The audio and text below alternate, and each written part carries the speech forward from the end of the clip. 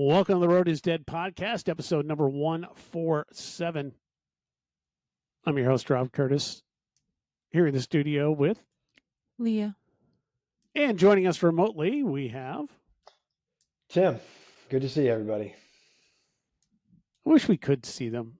I think there's a way to do like a live stream kind of action thingy, but I haven't figured it out. I'm still trying to figure out the rest of this stuff. Just did a quick glance at the stats. A lot of you are listening and a lot of you are watching. So I don't know about watching. YouTube stats, I haven't checked in a long time, but they're usually pretty low per episode. But a lot of people are listening. I just checked. We had something like 2,000 in the last few weeks. So thank you for listening. Thank you for passing it on. If you do watch the YouTube episodes, you will probably notice that 2 episodes ago, I uploaded the wrong episode. So I will tell you that I have fixed that. So if you go back, you can watch the correct one. I think that one was Taking Flight or something like that. Some name like that. We did one last week without Tim because he was busy traveling and didn't want to interrupt his preparations and travel for King's Cross. So we took that as an opportunity to get Bill Barnes on to talk about Double Cross at Big Bear. I don't know if you got a chance to listen to it, Tim. Probably not. No, it's interesting. I guess I wouldn't sit here and say that our podcast wasn't interesting. So I guess I'm a little biased. But there's definitely times it's not interesting to me. Wait, that part was supposed to be in my head. I'm sorry. You should just go home now. That's every time that I speak or Leah speaks, you just gravitate to your phone. I do gravitate to my phone, but I thought about that. I was like, I need to stop doing that because I'm listening. Sometimes when it's something I already heard, like in the pre-thing, I'm not listening to every detail, but I'm listening to what's going on. A lot of times it's just nervous fidget habit of just kind of, doing what I'm doing, but I'll try not to do that. It is rude. I saw something the other day that was like, that's like an ADHD thing. It's like when I'm fidgeting with something and not looking at you, I'm actually listening to you better than if I was sitting here looking at you, because then I can't listen. So it's early in my career. I actually got a lot of compliments for how much eye contact that I would make while talking to people and doing interviews and things like that. I am an introverted person by nature. I'm just what they call quote unquote extroverted introvert. So when I turn everything on, I can be completely engaging, full eye contact. I'm listening to everything that you're saying. We're engaged in this conversation. And, but then, my social batteries will absolutely be drained and I've got to disappear from society for, like a week to recover. I used to get compliments over it. Now I am actively aware of the fact that I make far less eye contact than I used to. And, especially when having long conversations with anybody, I'm hardly making any eye contact. But if you ever find yourself in that situation where you're talking to me out somewhere and I'm not like looking at you, what I find is that my hearing sucks. And it's bad enough now that if I actually look down or look at something else, I'm usually looking down. And if you notice, I have my head turned. I'm actually putting one of my ears directly in line with where your mouth is so that I can hear what you're saying. Because I just have a hard time hearing anymore. I should probably wear those things, they put batteries in your ears and whatever they're called. Hearing aids. There you go. Yes. I should wear some of those, but I don't. So if I am staring down a lot when you're talking, or like I'm looking at you while I'm talking, and then when you start talking, I look down. Usually it's me turning an ear so that I can hear you a little bit better. So there's a Rob hack. But no, when you guys start talking in the podcast, yes, I pick up my phone because, sometimes I'm just bored out of my skull and I don't want to fucking listen to anything you guys are saying. That's a fact. It's fidgety. Yes, it's the truth. It's a full-on truth. The next time I'm in the studio, I'm going to challenge you both to put your phone and take your watches off and leave them over on the dining table. And don't. The watch part's hard. Take them all off and be completely engaged 100% in it. Have nothing vibrating on your wrist, no phone, no ching, no chiming, no nothing, and just fully engage. I Challenge. I don't know how Leah feels about this, but on my end, I don't think I will ever do that. Like having no way of getting a hold of me, from the simple standpoint of when you're a dad, you're always worried that one of your kids is going to get maimed while you're busy doing something else. Your kids aren't going to get maimed. I don't know. Have you met my kids? I wouldn't say my kids are fine. Well, that's your assessment of your offspring, so that's kind of. I love them to death. I'm just giving them shit. Yeah. All right. I think you challenge. I'm going to challenge both of you. What? I would. I don't mind being disconnected here and there. I mean, it's kind of really. It's nice. It feels nice.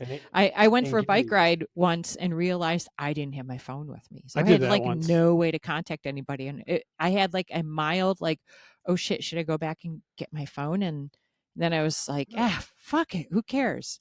Yeah, I did that on a ride. I mean, not that long ago. And it was gone for like 3 hours, and I just didn't care. I enjoyed it. I came back to a pile of messages, but hey, shit happens. That's when you're like, oh shit, what do I do if there's something happens? I have no way to contact people. Right. Here's the thing: don't do anything fucking stupid. Well, just ride down the path, be mindful of what's around you, enjoy what's around you, and pay attention. Right. Well, not only that, but we used to take those what we called risks all the time. We just called them life. Right. Like, what happens if I get a flat and I can't fix it? Oh well. It's like, oh yeah, you wave somebody down and say, hey, can you? Yeah. Or you have a really good story to tell of how you walked 5 miles back. Right. Exactly. It sucks, but it's a life experience. Yeah. We take our phones for granted nowadays. We didn't plan to head this direction, but I've been spending a little bit more time on Reddit now. I'm not really a Reddit user, but apart from the throwaway that I use for all the other stuff. But somebody at the start of this season, somebody brought up a post on their cyclocross subreddit. And it was about Tread Savvy, asking about Tread Savvy. So everybody kept texting it to me going, hey, check this out. Somebody's talking about Tread Savvy on there, which made me interested in going back out there. I did have an account out there at one point. Tim Special many years ago said, you got to get an account and be out there. So I tried to go back in on that account. It was a CyMed account. And of course, it kicked me out for basically not being there. It was probably hijacked by somebody at some point and probably made horrible posts. So I went out and I started a new one, but it's a CyMed still. It just has something at the end. I can't remember. I put a character at the end of it. And it's feeding me all sorts of stuff now based on, my algorithm. And one thread that it fed me was a Gen X thread. And it basically said, it was an assertion by somebody else who was Gen X that said, I get the impression now, especially with Gen Z kids, that they literally are non-functional without their phone in any way, shape, or form. Like they absolutely lose their minds if they have their phone. In other words, like if the proposal was something along the lines of, if you took representatives from each generation and you took away their phones for a set period of time, which generation would fare the best? Obviously it only went back to Gen X, because if it went back any further than us, then, they would be fine. Hell, half the time they can't find their phones or know how to turn them on. But when it came to us, I found it interesting because I've been watching another rabbit hole that I've been going down is people getting pulled over for stupid reasons. And the Gen Z kids that are getting pulled over, when they yank their phones from them, they are absolutely losing their minds. Now, granted, some of that may be biased by the fact that I'm watching interactions where people lose their minds. So, it's predisposed to that, and they just happen to be a younger generation right now. But I tend to think that as a generation, we can actually adequately survive without our phones just fine. I choose not to, obviously, and I really do enjoy my phone. I get a dopamine hit from it every time I picked it up. But I go through phases where I don't, and I've been going down the more maybe I shouldn't have it, for a day or two at a time. But I don't know. You guys see? You couldn't last. I couldn't. I could last a day or two. You couldn't last. I would be sitting in front of a laptop going, you new would email? be going, New email? you'd be scratching the shit out of your skin going, I need my phone, I need my phone, I need my phone. There it is. See? Boom. Case in point. For anyone that's listening, Rob's just looking at his watch. Yeah. You can't. You got a customer coming. He hit me up. You cannot do it. Yeah. Well, I love you to death, dude, but you can't do it. As of right now, I don't know how to function business wise without it. From when I'm with you and I see and your phone goes bing or your watch goes, it takes 0.001 seconds for you to go. Can you read that and tell me what it says, Leah?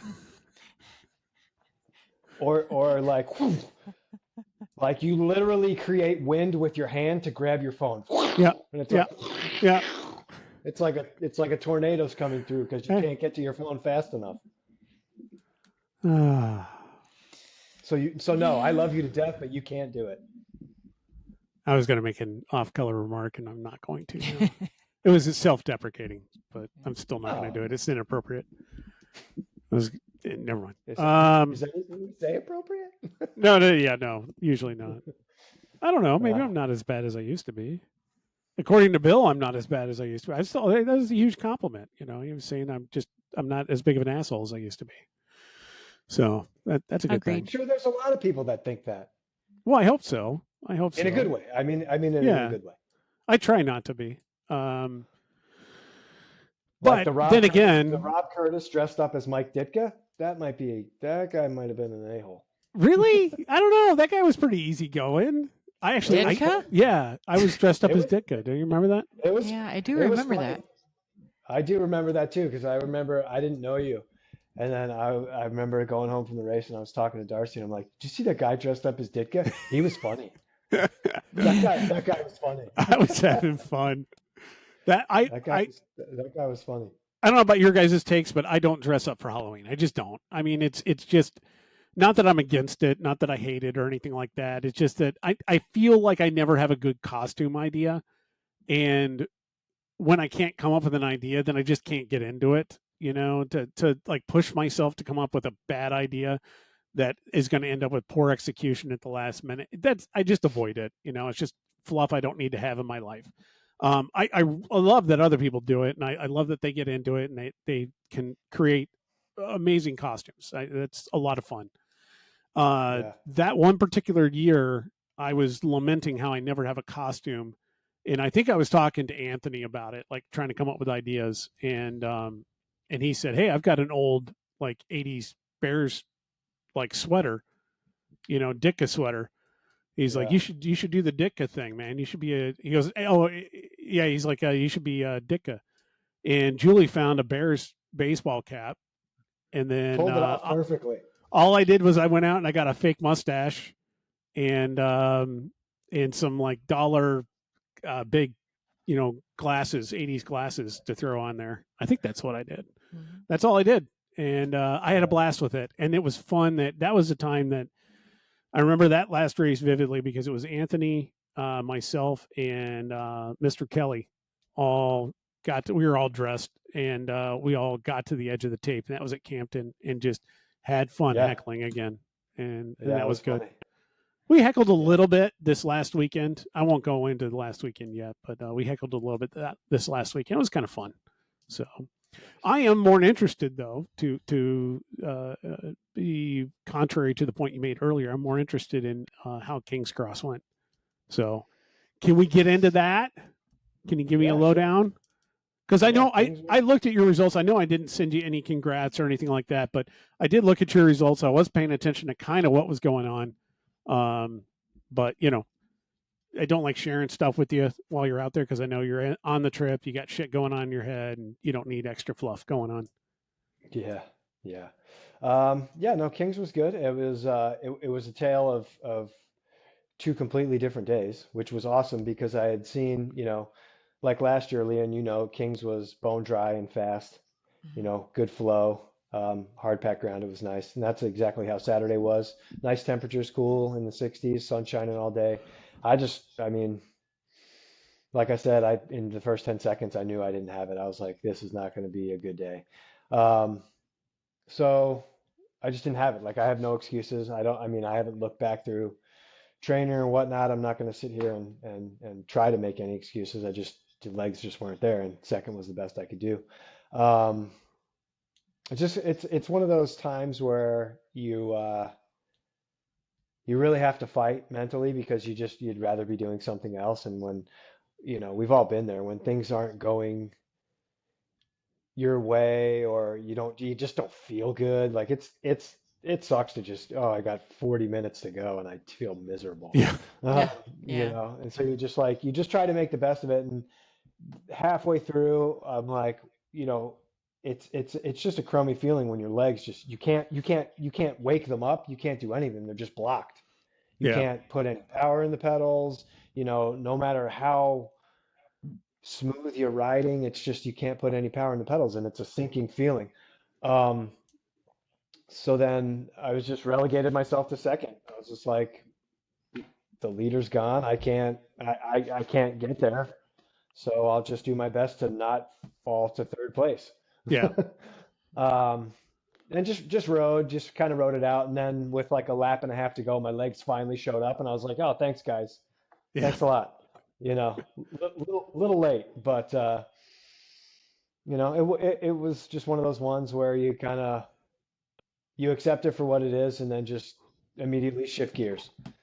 Yeah.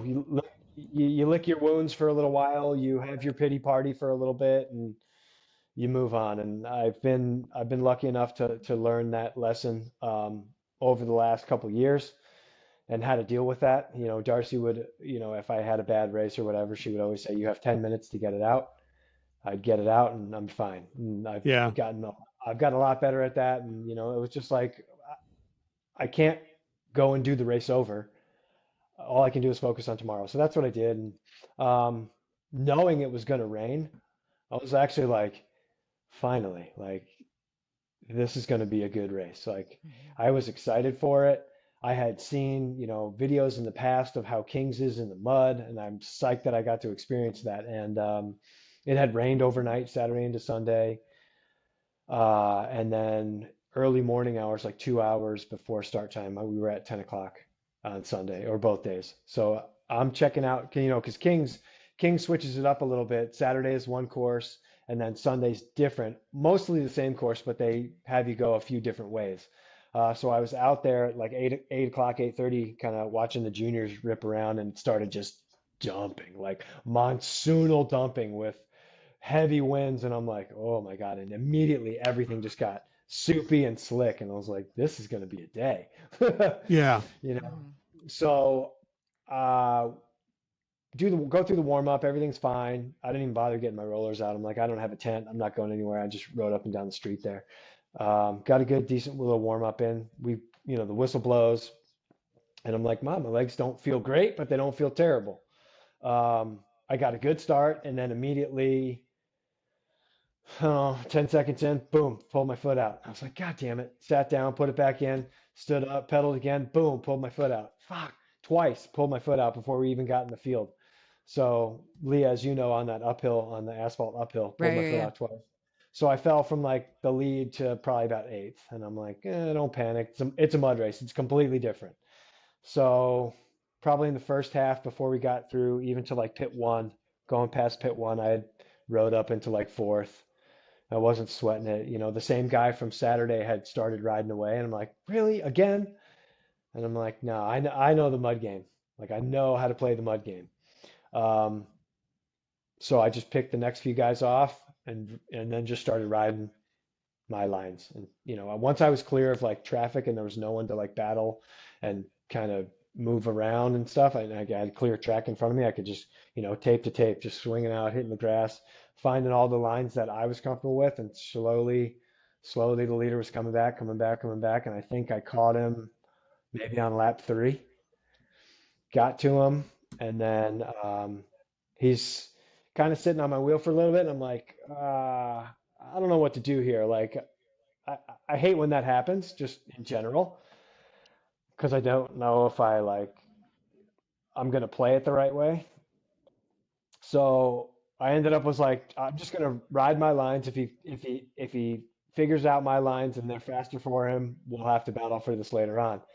But turns out that he wasn't that astute in the mud because he ended up passing me like half the lap in, and then I followed him, and I'm Yeah. like, let me see what he's doing, and then I'm still taking my lines, and he's taking all these weird lines, and I'm like, all right, this guy's he can lay down some power, but his technical skills are not there in the mud. So I caught up, I got to him again, and then passed him, and then just like put in a good effort in the section that I identified that he was weak in, which was Leah, that really wooded section in the back where Yep. you're down, up, down, up, down, up. Like it was super greasy through there. Yeah. Super, super, super greasy through there. And I was comfortable with it, and I didn't think he was. And I managed to gap him through there, and then the gap just grew and grew and grew. And then before I knew it, it was over. Nice. So that was a good feeling. It's nice to know that, I still know how to ride the mud, even though our local doesn't get any mud until the season's over. Right. Sometimes, yeah. So were you running a mud tread? I ran my tried and true PDX. PDX never lets me down in the mud. Never, ever, ever. 17 in front, 18 in the rear. Perfect. Perfect. My only other choice was the Flandrian, which I did a Flandrian Griffo combo on Saturday, and it felt slow. For some reason, the Griffo that you glued for me, Rob, didn't feel right when I pre-rode, because I pre-rode with it, and it felt real squirmy at the same pressures it's at the same pressure that I ran at Trek 23.5, 24. The rear was fine. We never had any issues with that, but the front just felt a little extra squirmy at that exact same pressure. So I'm like, you know what? Speeds are kind of high. I want a little bit of extra grip, so I went with the Flandrian in the front. And I think I should have kept the Griffo, because I think the Flandrian Griffo combo was a little slow if I had versus like a true Griffo. Yeah. And then I brought my PDX in anticipation of the mud.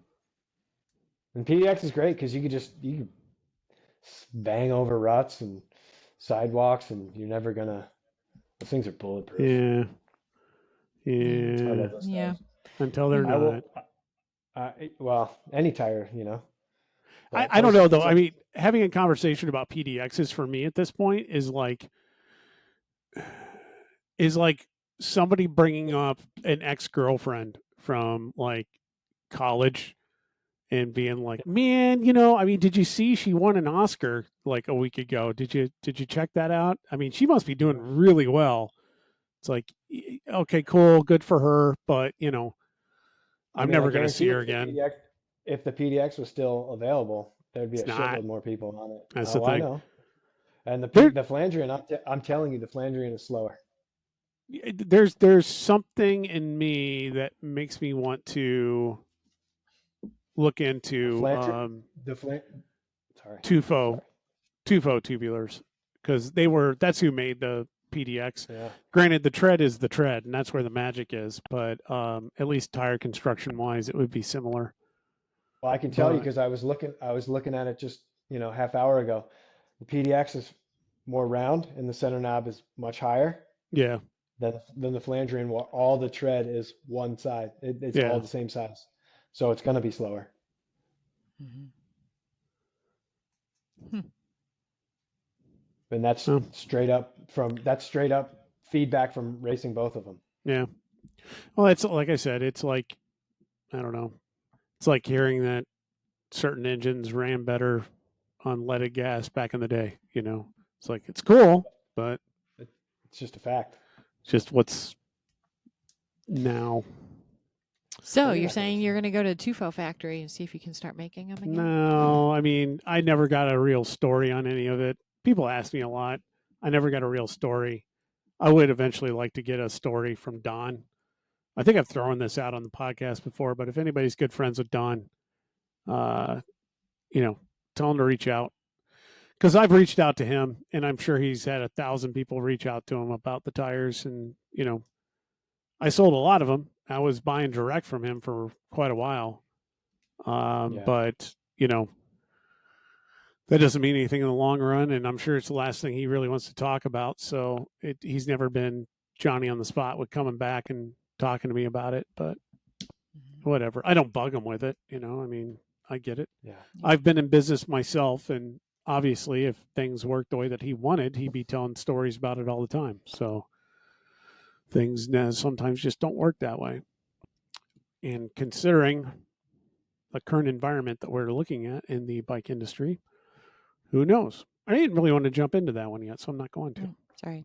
So, hey, how is the vibe out there at King's? Good. Yeah, it's good. Similar to the year before. Okay. I think the vibe was higher on Sunday because of the mud. I think people were psyched to have a mud race. After a bone dry and disgustingly hot September. Yeah. Right. Yeah, and Kings is epic in the mud. It really is. So I'm glad I got to experience that. Attendance about the same, or yeah, it felt the same as the year prior. Yeah, I didn't really. I mean, I'm not one to sit there and with a clicker and go 1, 2, 3, 4, 5, 6. I don't really care about that. But yeah, it seemed the same. Nice. Yeah. Yeah, I don't know why people. I mean, I do know why people enjoy mud, like what you're saying. I'm not one of those people. I don't enjoy mud. Nobody enjoys the after. Yeah, I know. I honestly think that some people really love racing in the mud because they specifically aren't the people that have to deal with it after. And so I think there's some people that just don't understand that there's an after. But it's for those that have listened for a while, you've heard me say this every season. I'm going to say it again, but one good muddy race will put about a year's worth of wear and tear on your bike. And in some cases more. So it's, I was lamenting the mud race, and I ended up just, I don't know. I don't enjoy it. I don't enjoy cleaning everything after the fact. And I don't know. We had ours, or I don't want to cut you off. You won it on Sunday. No, I won it on Sunday. And like I just wanted to add to what you were saying about the mud. Like we had mud, but it wasn't like mud for the elite races. Like they got the slop. There were still areas of grass visible in our race, but there was quite a bit of mud. It wasn't as beat down, but there was soft, sloggy grass. There was a mixture of everything. We didn't get the later in the day mud that the elite races got, which looked terrible. And Kings, they have power washers there, so you power wash your bike immediately after. I got most of it out. Did a once over on yesterday actually, so I'm good. Yeah. He says that if he brings it in, I guarantee you, I'm going to be like, man, these bearings are. My bearings are always shit. You know that. That's the thing. My bearings are always shit. I mean, my bikes are not pristine. My bikes are ridden and beat. Man, we should get Ard Kessels behind Kogel. Get him on your bandwagon here. Have you do product testing or something. If there's any, Enduro, if you're listening, Kogel, if you're listening, hit me up. I won't let you down. I'll be a good spokesperson for you. As long as we've got just stacks of bearings. Yeah. Yeah. I mean, it won't cost you that much where I don't race all over the country, so I'm not getting all the mud conditions. Mm-hmm. And I change bearings once a year. Maybe once every 2 years. I'm not saying anything. I mean, I did order a new chain ring, so I got that coming. I just need nice. I got to say, I went to go order a 42 tooth Shimano 12-speed GRX chain ring. They're out everywhere. I think I could get one from Wolf Tooth that would work, but then it started to get kind of pricey, and I'm sitting here going, do I really need it? So I'm still on a 40. But I will say I've been hearing the beep of my Garmin telling me that I'm out of gears on the high side way more since I switched back to my 1x. So either I'm in better shape, or for my kind of riding, I need to put a 42 on. But who knows? I debated putting a 44 on. And I'm like, nah, that's your ego talking. Yeah. Yeah. Yeah. When I start spinning them out. Yeah. Yeah, for sure. But so, all in all, good trip. You're glad you went? Oh yeah, yeah. It's great. I'll go to Kings every year hereafter. You know, as long as they have it. It's just a good course. It's well run. It's just good. Yeah, I'd like to get out there at some point. It's different. I was thinking, I don't mean to cut you off. I'll make this real quick, but it's Kings in itself, if you look at it as a whole, it's not very hard. Technically hard. There's a lot of up and a lot of down and a lot of off camber, which you need technical skill for, and you need power, but it's balanced nicely with sharp punches of power versus tech, and then long sustained power. Yeah. But on the surface, it's not like ultra technical. Yeah. You just got to be able to carry your speed and turn well, and then, hold high power for long periods of time. Yeah. I want to get out and try it. Definitely. It's just more of a matter of, it's for me, it's always that it lines up with a CCC race. And, well, I know you have the luxury of saying that. Leah's got the luxury of saying that. I know theoretically I could, but I mean, I do have, I don't know how to, an interest in how well the series does. I do like to be at the races. I do like to help when I can. And, at the very least, with the support that we provide for our team, with all the tents we haul and everything else like that, that is a thing. Now, granted, there are times occasionally where I can talk others into taking that role in doing it. And I'm not saying that I won't ever be able to find a time to get out there, but it just does make it more difficult to achieve that when it is on the same weekend as a CCC race. I am assuming the tents were very much in use and appreciated on Sunday morning. Yeah. Yeah. How bad was it setting up? All right. So I guess we're cutting in on the CCC one. I have not been to Big Marsh. It was my first time going to Big Marsh. It is what it is. It's an interesting little thing. And I finally understand why a lot of people have said for a lot of years that it could really be something. I think it can. It's obviously been worked on by people with more of a mountain bike eye, up until, now. And I've heard people say over the years, well, they always wanted to have a big cross race here. This is the first time, in my opinion, that they've had people with a cross eye kind of look at things, because it's a completely different need when you look at a cross layout. I have to agree with what people, now granted, I didn't see the whole place, but I have to agree with what I've heard before, that there's not a lot of land there. If you did a large, because there's been talk about having a UCI race there over the years. And while it would be interesting, they have the room for a really interesting course, they do not have the room for the infrastructure that's needed for an event of that size. So making it a fixture in the CCC, I think, is probably a good idea long term.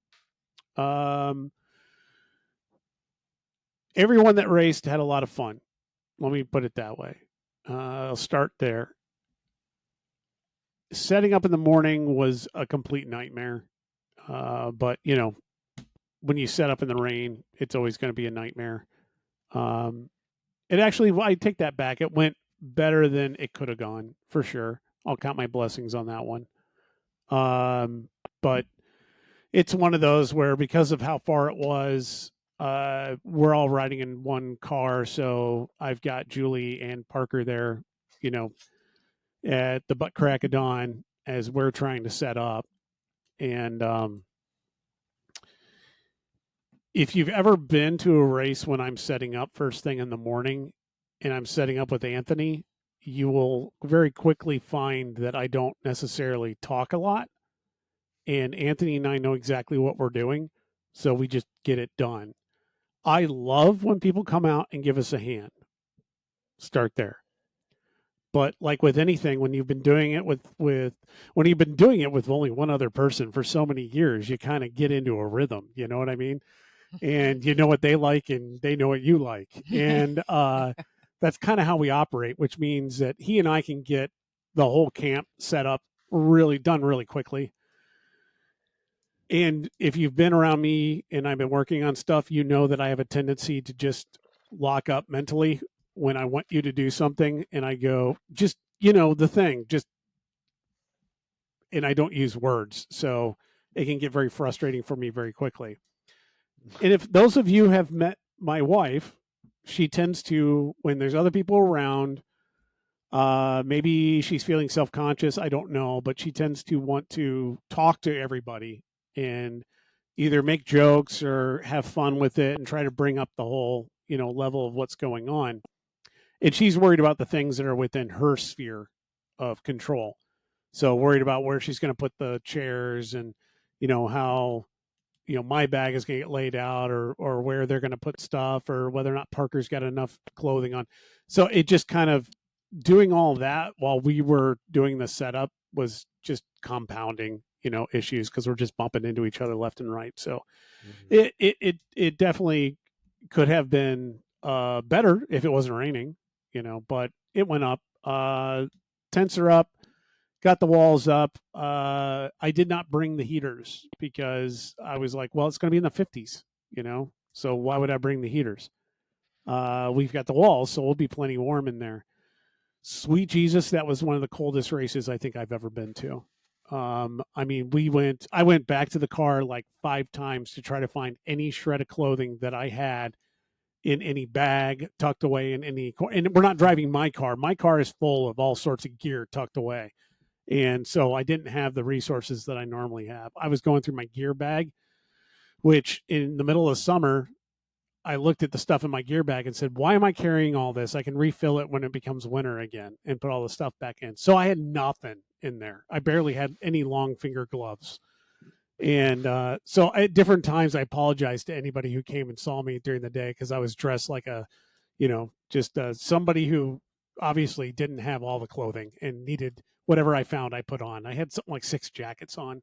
They're all lightweight jackets, and it was just, it was soaking the rain that just went on and on and on with the wind on top of it. I got geared up. My plan was to race. I got geared up. I went out. I did a pre-lap. I was doing a pre-lap because of how long it was taking to get everything done. I was really doing a pre-lap as they were trying to stage the first race of the day, which is usually enough time. It's not that big of a deal to get around, but the way that they were making it out because of the rain and the logistics of getting everybody staged, and my computer, when it's in cross mode, I don't see a clock, so I didn't know what time it was. I didn't know how much time I had left, so I spent the entire time doing the pre-lap looking behind me, worried that I was going to end up being on course when the race was let go. It was, to say the conditions were bad would be a gross understatement.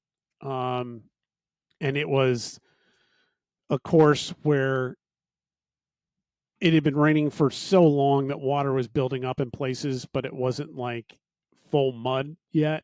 There was a little bit of grass here and there, but then there was deep ruts that were going everywhere. And every time you hit certain sections, it was greasy mud. It wasn't like peanut buttery mud because it was way too wet. So it was nerve wracking. I found myself with a death grip way too much, and I just could not get, between the being soaked, being cold, having too much on my mind, it being greasy, not knowing the course, so I don't know where the lines are, and then in the back of my head going, the only thing that's going to happen is this course is going to go to shit, during this first race. And I know it is. And then I'm going to have to be out here doing it blind. All of that kind of combined with me the whole time going, I'm going to eat shit in this race. I'm going to hit the deck. It's not a matter of if, but when. And to go into my first race after the ribs, knowing that. I just didn't. I knew in my head I absolutely should not race, but part of me is I'm already geared up. I've already got a number pinned on. I'm already wet. That's all done. I ended up having to get on. There's a super deep puddle that I was warned about. It was right before the finish, and I knew it was deep, but I decided to just roll it anyway because you just don't know until you do it. So I rolled it with no speed because I stopped right before it. Somebody was talking to me. And then I just rolled it with no speed. And to say that my wheel disappeared into it would be a gross understatement. I mean, it was enough that I came to a complete stop and I had to put my foot down. And then it was basically up to my knee, high shin to almost knee. And it was like, all right, so my foot is completely drenched. I don't have any other socks because I'm an idiot. And I'm just sitting there thinking about all this. And I'm going, as I'm rolling back to the tent, I'm just thinking to myself, I shouldn't race. And then 2 seconds later, don't be a wuss, man. Go race. Just go race. You can go as slow as you want. Walk if you want to. Just do it because you're going to be mad. It's just going to build up the next race if I don't get this one done. And the quote unquote intelligent Rob won out as I sat there shivering, and I decided, nah. So I ran back, saw Brenda, and I was like, yeah, just pull my number. It's just not the race to come back in. Then I got to spend the entire day. When I watched everybody get staged for my race, I was glad that I was not staging. And then I got to spend the rest of the day. The rain ended, I don't know, a few hours after my race. And then it started to soak in.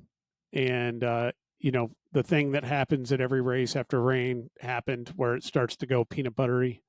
And the last race of the day, the sun was out. It was shining. It was nice.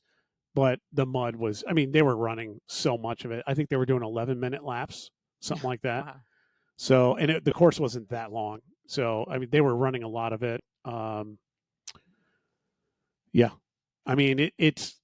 But everybody, what I was trying to say is for the rest of the day, I got to listen to everybody come off the course and say, that was a blast. I had so much fun. And they're like charged up about it and everything. And then they're like, hey, how'd your race go, Rob? And no, I didn't race. Well, why not? And explain my reasons. I'm like, well, I don't really want to go down and fuck up my ribs again. And then everybody was like, oh yeah, no, it wasn't worth risking it out there. The course was in horrible shape. So at least I got that from everybody. I don't know how much of it was everybody just trying to be nice.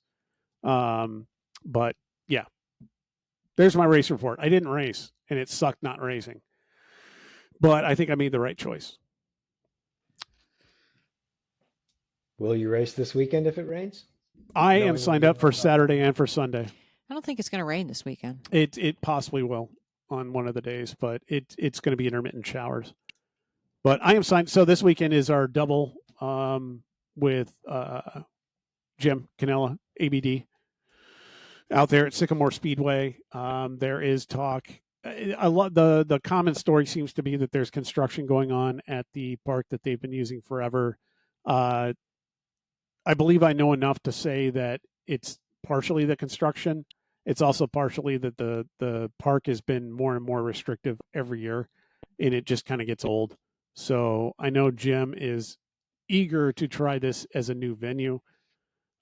He is looking forward to the course that he's putting out there. Personally, I take the viewpoint of, and not everybody has this, but from all the years of me doing everything that I've done, Jim has done so much to help me out for so many years. There have been so many times where it's just been pouring down rain, super cold, pitch black, dark. Everyone is gone. And by God, Jim is still one of the guys in the field helping me pull stakes. He's done so much to help over all the years that it wasn't a question that I was going out there. And it wasn't a question. I'm going out there. I'm closing the shop tomorrow. We're recording on Thursday. We usually do. And so I'm closing on Friday to go out there and help him set up.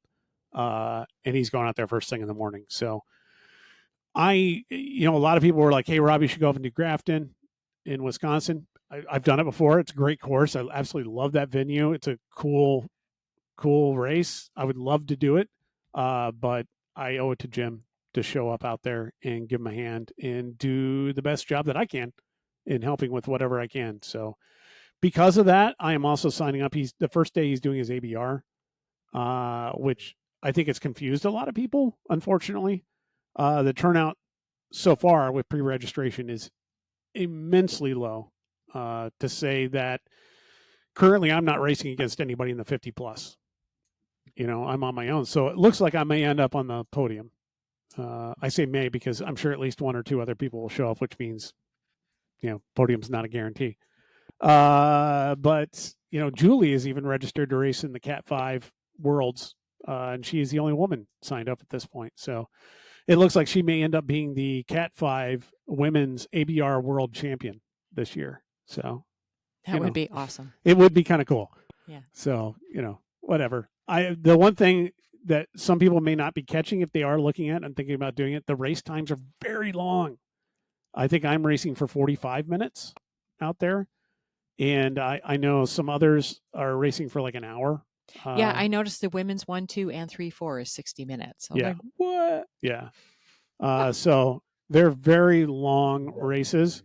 Great chance to go out there and at least I'll have some time. I was thinking about racing twice, but with them being that long, I don't know about that. Then again, if I have a very small field, I guess I can take my time. So I'm going out there. I'm going to race on Saturday. I'm also signed up to race on Sunday.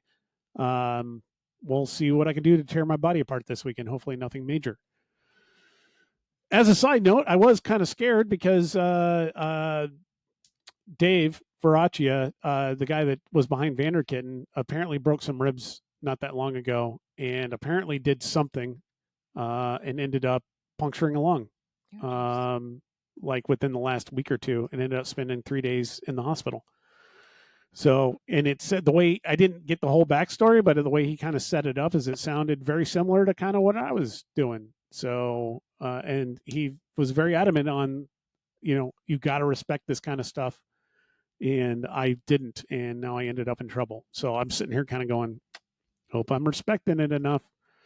But I don't know. I mean, I'm able to ride hard. It does hurt. We rode last night, and Garmin apparently told me at the end of it that it was a threshold ride. And it definitely did hurt the whole time we were out there. What are you laughing about? No, nothing. What about that makes it funny? No, nothing. Because, I mean, it said I got 45 minutes in threshold. Really? After, yeah, it said 45 minutes. Well, then again, I spent the whole ride sitting on your wheel, pretty much. Yeah. And you said yourself, now granted, you said, well, it's because I did all these other exercises and everything else, but you said it was a hard ride last night. I was not riding as hard as I could have last night, for sure. It was all zone 2, zone 3 for me, but which is threshold for me. On tired legs was definitely yeah hard. So it was all 3 and 4 for me. I think because I haven't really been on a bike in probably almost a week at this point, because I didn't really race. I did one, preview lap this weekend. And on the Saturday, I don't know what was going on. Something was going on where I was gone the whole day. So I didn't get a chance to get on the bike. And I think it probably rained. But anyway, yeah. So a proper mutter, apparently. A lot of people really got juiced over all that with what was going on. Me, I was lamenting with John Schratz, after the fact. And he gets pissed at mutters too, because he's like, people just don't get how much work it is. And I think it's kind of some of that. Also, I think that some people just don't care and they just ride, whatever. I'll ride the bike when I got to do it next time. And you hear all the crunches and everything else. But when you're 2 straightaways in, and all of a sudden you're hearing your brakes scraping, and and I take care of my bike, and I'm hearing all that kind of crap. It's just like in my head, I'm like, So I went back and I cleaned up my bike, first thing, did the chain wax, re-soaked it, and did all that. And so I should be good to go. But yeah, I mean, Schratz was like, I went through every bearing I had, and, I was cleaning out everything. So it did a lot of damage to a lot of bikes. Michael Young works with that. I don't know which organization he's working with right now, but I think it's the big Marsh one. but basically juniors. He's working with juniors, getting them set up with bikes and taking them around to races, renting vans to get them there and things like that, which is an awesome program. I love when he does that.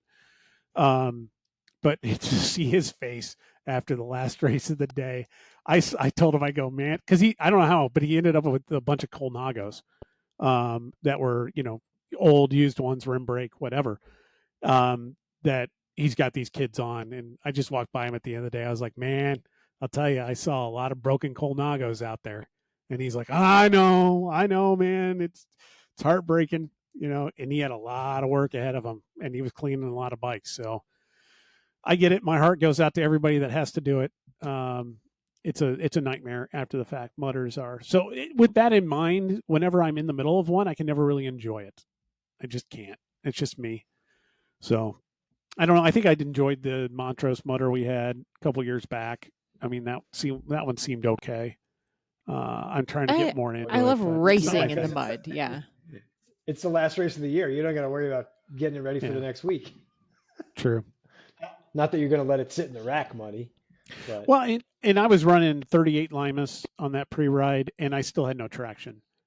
Granted, I was going out at like 17 and like 19 psi, and I needed to dump it like at least 2 to 3 psi in both tires just to have traction.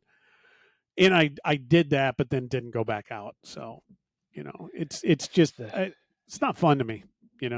38 Limas. Yeah.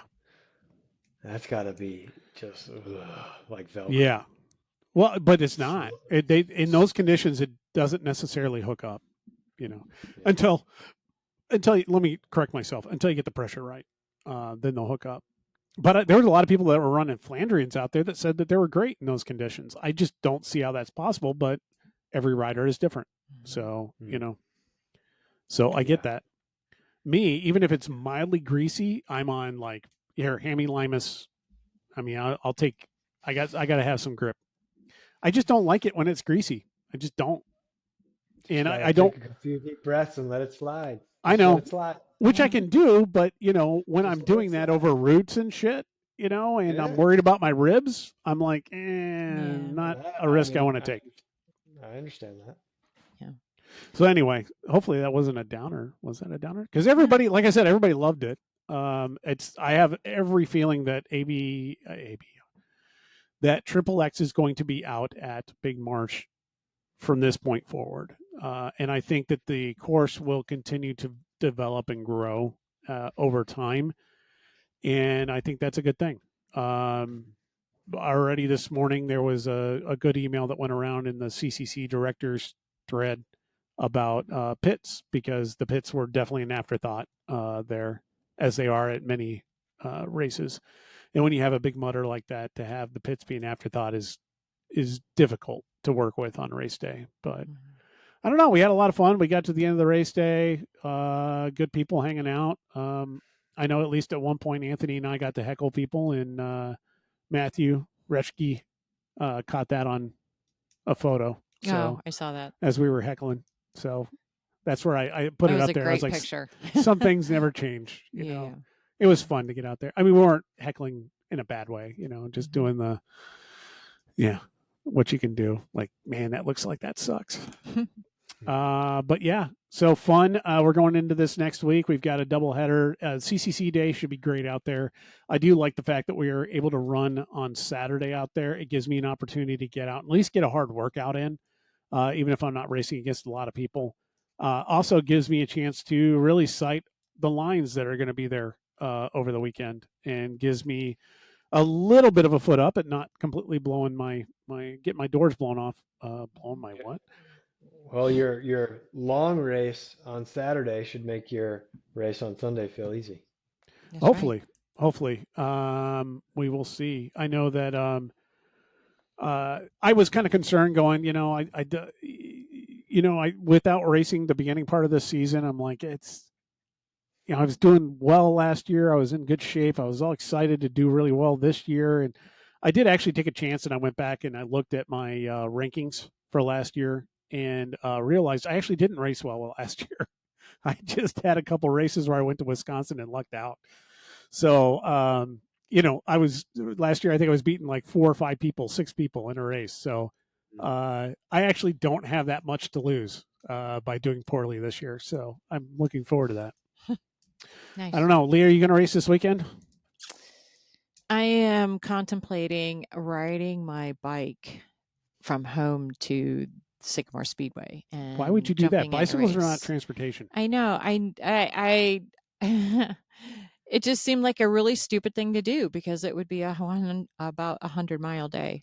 So that's just the riding to and from. That doesn't include your race. No, it's 90 or 91 miles round trip to get there and back. So then add the race into the middle. Well, the race is an hour, Yeah. So you're going to do over 10 miles. Fine. I figured if nothing else, it would be really good prep for the Tour de Tucson coming up. Yeah, have fun with that. I'm sure we'll get a report from that. We'll see. I'm watching the weather, trying to figure out which day to do it on and trying to twist arms to get other people to do it with me. But so far, I had one almost super interested and then no. So I'll do it alone. I don't care, but with friends would be better. I totally took that out of context. So, yeah. So it should be a good week. We've got, we're going to hit some of the news stuff, but not a lot of it. Right now, the industry is going through a really, really bad, tough spot. There's a lot of smaller companies that are going to be going out of business here this fall. A lot of them are already going out of business. One that we work with a lot basically has gone out of business, and they haven't done it officially. But I already tipped off Bike Rumor, and they're interested in carrying a piece on it. It's not good, and they're not alone.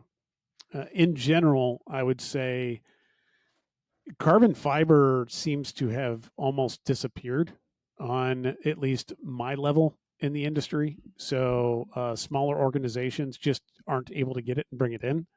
A lot of that is all of this is because of the tariff impact, by the way. Especially now that there's supposedly on November 1st, another 100% tariff going in place over China. Also, there was I'll say a bullshit company in the U.S. that makes, I think, kids' bikes out of steel that has lobbied the government to enforce steel and aluminum surcharges on the bicycle industry, which up to this point have not been in place. So doing that will add tons of cost to every bicycle that comes in from overseas. And now it's starting to hit the components. So the surcharge is also going to be on all of the everything we get from SRAM and Shimano, because they all have some sort of steel or aluminum in them, just about every part that they have. So, prices will skyrocket. And that's not just me being a fearmonger. It's just what's going on. So I always recommend in these situations, if you need some backup parts, some wear components, it's not a bad idea to pick them up and put them on your shelf to at least help you get through the next year or so. And maybe things will change over time. Who knows? But there's a lot of people in the industry who are not doom and gloom people that are like, and even the doom and gloom, none of us are really like doom and gloom about it. We're just kind of like, oh, well, this is what we get. This is the industry that we have. And maybe someday we'll all sit around and talk about the good old days when you could get a bike for, under 10 grand. Who knows? I mean, somebody's going to buy it. It's just not going to be the people we think it's going to be. So not dwelling on that, but on those kind of levels, Rafa, I know, Tim, you brought it up, but Rafa is now sponsoring some USA Cycling, like paracycling, I think they're going into, and helping to sponsor, as well as track. I think it's all something like prep that. for the Olympics. Yeah, yeah. I don't know. And I don't read the article. I've never owned a piece of Rafa gear in my life. well, I think the idea was that it was they put somebody else in charge of Rafa USA, I believe, and their idea was that they were going to develop the company and get back to where they used to be by somehow sponsoring USA Cycling in their Paralympic and Olympic endeavors. And we all know that that is complete and total bullshit. That's not how it No, works. Um, no. you don't make money by sponsoring anything in cycling. And Rafa is there as um, a not slush fund. I don't. That's not the right term. It's a way that the Walton boys can play games and dump money into what they Hmm. find is a fun hobby for them for some reason. Cycling in this country has always existed at the whim of the ultra rich. Oh Um, yeah. we have one or two people at any given time who seem to like it for one reason or another and decide to dump money into it for a period of time. The thing is, everybody wants to ride the Walton wave right now and has been for, 15 years, 10 years or whatever. Remember, history is always an indicator. This wave will end as well. Um, so ride what you can out of it, get what you can out of it, but just do everybody a favor. Don't try to buy into the bullshit hype. Um, Rafa isn't going to be all of a sudden start being what they used to be again because of their involvement with USA Cycling. This is literally just a way for the Waltons to kick money to USA Cycling without Oh it yeah. having just be in their own name. They Um, keep funding the program. It's only going to be a matter of time before USA Cycling's home base is in Arkansas well, for they have everybody. already moved the mountain bike home Oh base yeah, for that's USA Cycling to Arkansas. been there for a couple of years. Yeah, Yeah, then they'll build an elaborate velodrome and it'll be over there, and the the one offices will be thing built I don't down know that there. they'll do the velodrome thing over there, to be honest with you, because one of the benefits to the Olympic Training Center being in Boulder Oh or yeah, or wherever yeah. is because of the altitude. Colorado Springs, right? Yeah, Colorado Springs. Sorry, Yeah. but That makes sense. they've got the velodrome there. They're at altitude, and that's why they're doing the training that they are where they're at. That's never really going to go away, and you can't give Arkansas altitude. It's just not going to happen. But the cool mountain biking trails are always going to be there, and they're trying to do gravel, there. So Mhm. who am I to talk shit about that? I know a lot of people that love what's going on there, and you know what I say? There was an era in the 90s where mountain bike races were amazing and there was tons of money in it and everybody went out and did it, and still they talk about the glory days of that to this day. Guess what? We're in the middle of those again. So go and enjoy it, spend your money, and see it so that you've got a tale to tell somebody in 20 years when you're like, you wouldn't believe it. They had all sorts of trails everywhere, and everything in the town was associated with cycling, and that was the focus of everything, and people were dumping money into it. So you too can be an Henri old person in 20 years telling the stories of how grand it used to be. So go and visit it and make something out of Arkansas. And for me personally, I've always said it's Arkansas. It's always going to be Arkansas. You can the expression polish a turd, but I wouldn't say that Arkansas is a turd. So anyway, Well, okay. but it's Wow. Arkansas. I'm not a Southern boy, man. I'm just not a Southern boy. You're very anti-Southern. Yes, I am, and yeah, I am. Yeah. If there is one thing that I hate that I'm willing to tell people publicly, it's that I don't like the South. I have lived in the South. I do not like the South for many reasons, but It's different. it's yeah, that's to put it mildly. I can appreciate differences. I've lived in different countries. I've lived in different areas of the country. I appreciate all those differences. I don't appreciate the South. Anyway, so that's Rafa.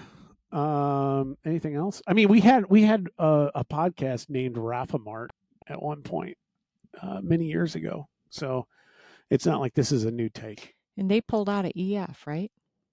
Yeah, Yeah. they everything I've been seeing along these lines basically says that they didn't get along with JV. So, It's but so funny. It's like everything in your algorithm. Rafa pulls out a EF. Who gives a shit? yeah, no one cares.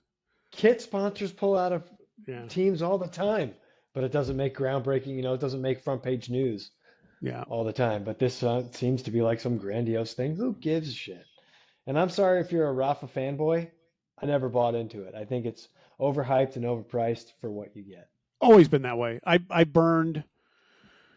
There is at least two bridges that I can think of that were completely burned by my general dislike for Rafa. And I don't. It's not for any one particular reason. I did not like the pretentiousness that they brought into it. It was a fashion brand, Yeah. I didn't like the pretentiousness that they brought into it. A lot of people liked it though, and I understand why they liked it and why they ran to it. What I always thought was funny was all they did is they took the Freds that were wearing performance gear that they bought from Performance, and they turned them into Freds that were wearing gear that they bought from Rafa.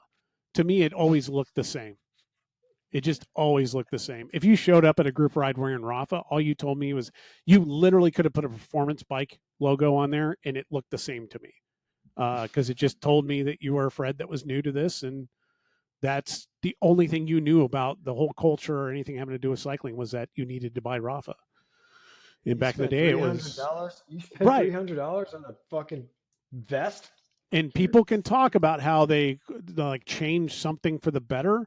All I know is that before them, the most ridiculous thing on the face of the planet was $300 Asos bibs, and they were there as an option, but no one did it. And or very few did. I owned at least one pair, but very few did it. But you still had reasonable options. When they came to the table, they absolutely destroyed every reasonable option that seemed like it was left. And now we're stuck with companies like what are the like Basic Black Bibs and Neo Pro and companies Neo like Pro that. Is awesome. That are coming out with at least affordable stuff. And I got to say, I got 2 pairs of Neo Pro bibs, and I do wear them. And I work with Pactimo. I love Pactimo. I do like Pactimo bibs, but even they are very expensive. And I don't know. I can't afford that, especially if I'm going to be putting in the miles. I can't afford it. So I just bought some just plain black bibs from Pactimo because I love my Pactimo stuff. But you're right. The custom stuff is very expensive. So, and I have lots of custom stuff for our team kit, but I was just like, well, I just need more bibs because I go through them fast. I don't have to wear my team bibs all the time. Yeah. So I'll just get the plain black ones. It's like last night I wore plain Pactimo thermal bibs because they had a great sale on them last year, and I do like the bibs. So I was able to buy them inexpensively, and they're not custom. They're not team, so oh well, is what it is. I'm getting more back to that way. That, some of us grew up in cycling in the 80s and 90s, and the fact that at that point they weren't sublimating bib material, it just wasn't happening. So everybody wore black bibs, and you just had that like vinyl logo that was like hot pressed onto the side. So it was like white lettering, and that was it. I love that look. I still love that look. And so I have no problem with going with basic black bibs and running a team jersey with it. I like that look. Very non-Rafa-esque, though, and whatever Salon Pause or whatever that company is now. Salon No Pause, or I don't know. Salon Pause. That's some drug or something, isn't it? Or some hair thing. Patch. There you go. Whatever. Yeah, I don't know anything about that one. I mean, No Pause or you guys know normal. Yeah, whatever. Something like that. Yeah. So I don't obviously get into that. I've never been the fashionable guy. We all know that, and there's people that buy other stuff because they like fashion. So anyway, budget.